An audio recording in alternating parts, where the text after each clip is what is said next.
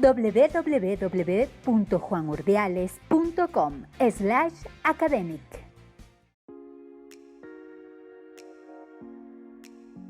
El objetivo de la comunicación oral e interpretación social es valorar el contenido implícito dentro de un texto oral a partir del análisis connotativo del discurso. Ya habíamos dicho anteriormente que las palabras tienen dos tipos de significados, uno literal y otro contextual. Esto es a lo que también conocemos con el nombre de denotación y connotación. La denotación es el significado literal o semántico de una palabra o de una frase, el que todas las personas atribuyen y se encuentra registrado dentro de un diccionario. Por otro lado, tenemos a la connotación, que es ese significado que los hablantes crean de los enunciados y que solo se llegan a entender dentro de un mismo contexto cultural. Las personas nacemos, nos desarrollamos y nos desenvolvemos dentro de la sociedad, de la cual tomamos todo tipo de elementos como conocimientos, estructuras, hábitos, la moral, la cultura y obviamente también el lenguaje. El lenguaje es un sistema de palabras, gestos y de símbolos diversos combinados según las estructuras de su uso. Él permite la comunicación y su ejecución eficiente otorga significado a lo que ocurre en el mundo. Al unir el lenguaje con la vida en sociedad, obtenemos los discursos. El discurso se entiende como una especie de unidad de lenguaje organizada en torno a un tema y un significado en particular. Esto puede contrastarse con otras formas en las que el lenguaje se ha dividido en unidades de análisis mucho más pequeñas como palabras, oraciones o frases individuales en estudios de semántica y sintaxis. El discurso denota manifestaciones de los usos sociales reales del lenguaje, del habla y de la escritura. Un discurso puede incluir una ideología, significados culturales correspondientes a un contexto muy complejo. El análisis connotativo del discurso plantea descubrir la intención detrás de las ideas o argumentos expuestos. Para ello necesitamos saber algunas cosas. En primer lugar, necesitamos saber cuál es ese contexto, ya que el hablante parte de un tiempo y de un lugar específicos que son precisos de determinar para entender cuál es la perspectiva del hablante, cuál es su idiosincrasia, cuáles son sus experiencias y el vocabulario, inclusive su estatus social. El tema puede ser implícito o explícito, para lo que utilizaremos los argumentos e ideas relevantes para transmitir ese mensaje de manera eficiente. También el contenido, para lo cual es preciso determinar la ideología, que es ese sistema de ideas e ideales sobre los que se forma la teoría política y filosófica que suele ser representativo de un grupo social. Demuestra los valores, las actitudes, la visión del mundo del hablante. También las argumentaciones, según la lógica o los recursos utilizados para llevar a cabo ese nivel de comunicación. Técnicas de persuasión empleadas, que pueden ser de autoridad, emotivas o mucho más para provocar alguna acción o alguna reacción por parte de la audiencia. Se refiere a quién está generando ese discurso, para quién lo genera, sobre quién y qué relaciones de poder alimentan. El agente es aquella persona o institución que toma de manera intencional elementos de su contexto y añadirá otros, inclusive evitará algunos y organizará un todo argumental. El paciente son las personas o grupos concretos hacia quienes va el discurso orientado. El vocabulario, las expresiones, el canal, la frecuencia, inclusive el tono y la apariencia de los hablantes pueden ser diseñados de forma muy diversa según la audiencia intencionada. Los discursos suelen incentivar las propuestas de acción de manera implícitas y explícitas. También encontramos estrategias de apoyo y de legitimación del discurso mediante el uso de datos o inclusive de expertos en el tema. El valor del contenido implícito de un texto oral se realiza a partir del análisis connotativo del discurso. El análisis connotativo se lleva a cabo al extraer elementos que no se mencionan en el texto de forma literal, pero que se encuentran de manera inherente dentro de él. A esto se le llama extraer el contenido implícito. Al abstraer esta información se crea una inferencia, o lo que sería una conclusión extraída a partir de la opinión o de un hecho presentado. Cuando una persona se postula para un puesto de trabajo, debe seguir todo un proceso de selección establecido por la empresa o la institución que oferta la vacante. Este proceso puede comprender la presentación de un currículo u hoja de vida como elemento indispensable que incluye certificados que acreditan los conocimientos y la experticia presentada en la hoja de vida, como los estudios, una descripción de las aptitudes y destrezas que se presentan de manera formal en una entrevista. La entrevista de trabajo suele ser uno de los elementos primordiales utilizados para seleccionar personal.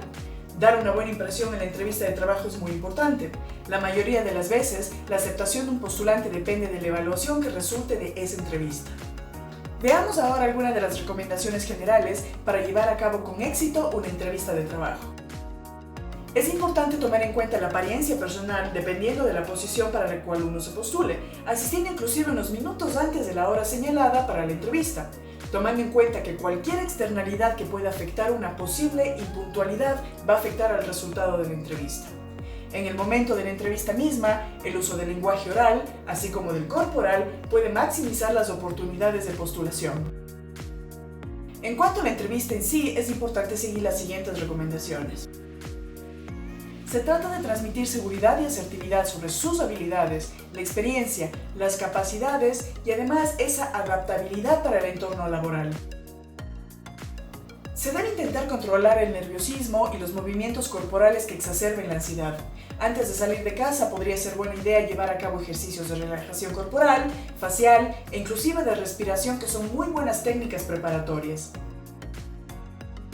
Mantener contacto visual con la persona que realiza la entrevista mientras hablan es una señal de confianza, de apertura y de seguridad personal. Permite también establecer una conexión interpersonal con el entrevistador, lo cual siempre resulta positivo.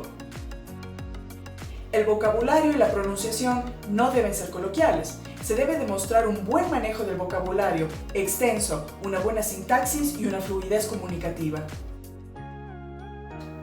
Haciendo énfasis en tus cualidades y virtudes. Hablar con entusiasmo sobre tus pasatiempos e intereses personales te muestra mucho sobre tu personalidad, tu interés por el autoaprendizaje y también tus intereses fuera del contexto laboral. En esta, el entrevistador hace preguntas y emplea un formulario.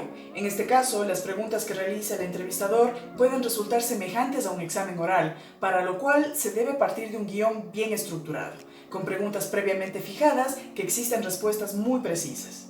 Esta modalidad de entrevista es la más fácil de superar y su esquema es el de pregunta-respuesta, que suele abarcar desde nuestros datos personales y familiares hasta los académicos y los profesionales. Por ello, es conveniente que las respuestas sean concretas, sin extendernos demasiado o irnos por una tangente.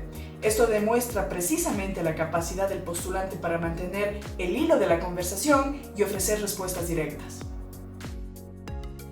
Este es un tipo de entrevista no estructurada, en la que el entrevistador hace preguntas generales y espontáneas. Al preguntar algo como "hábleme de usted", se pretende evaluar cómo se desenvuelve el candidato en un entorno desconocido para él y su capacidad de análisis, de argumentación, de estructuración, de síntesis de los contenidos planteados, evaluando de esa manera su habilidad para desenvolverse en un entorno profesional.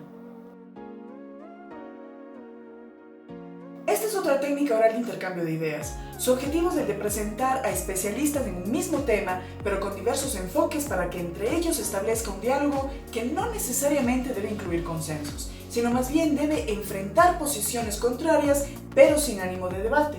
Aquí la finalidad no es de verificar quién vence al otro con los mejores argumentos, sino más bien de escuchar el conocimiento y la experiencia de cada uno y cómo pueden complementarse unos a los otros. No hay una dialéctica conceptual. En el conversatorio intervienen un moderador y los panelistas, quienes son los verdaderos protagonistas del conversatorio. Posteriormente, se da lugar a una sección de preguntas del público que siempre enriquece el conversatorio. La función del moderador es la de establecer los tiempos de intervención de los miembros de la mesa, aunque no hay aquí un carácter rígido en su cumplimiento como notas técnicas orales. El moderador guía que el conversatorio no se desvíe del tema, lo que puede suceder fácilmente. Además, facilita la ronda de preguntas del público y, como en toda técnica oral, siempre es recomendable que el moderador concluya o cierre el conversatorio exponiendo un resumen muy conciso pero sustancioso de lo que fue tratado en todo el evento.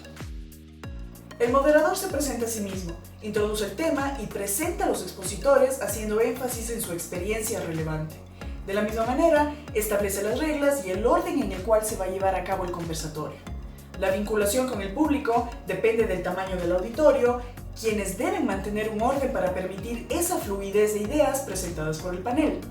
Al final, el moderador cierra el evento haciendo una síntesis de los puntos tratados y agradece a los participantes y también a la audiencia por su asistencia. El foro es una técnica de comunicación oral que busca exponer ante un público los conocimientos y opiniones de diferentes especialistas sobre un tema específico.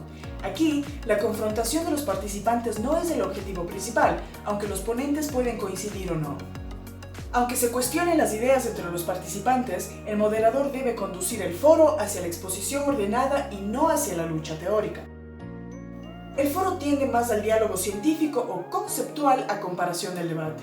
En el foro también debe haber un moderador cuya función es similar al introducir al público asistente al tema del foro, a los participantes y sus hojas de vida, además de vigilar el tiempo de participación de cada uno de los ponentes. Y aunque en el foro el tiempo de uso no es tan estricto, se toma en cuenta que se pueden derivar conversaciones de ida y vuelta entre cada una de las partes. En el foro también puede incluirse una sección final de preguntas del público para así ampliar las exposiciones y siempre será recomendable que el moderador haga un breve pero sustancioso resumen de los conceptos más importantes vertidos por los significados. Existen nuevas formas de foros facilitados por las herramientas digitales. Los foros en línea que funcionan en tiempo real y también otros como los think tank, donde expertos en una materia comparten sus apreciaciones con otros expertos de tal manera que se genere mayor conocimiento sobre un determinado tema. Así llegamos al final de la clase de hoy. Muchas gracias por asistir, no te olvides de suscribirte al canal de Juan Urdiales y nos vemos en la clase en línea. ¡Adiós!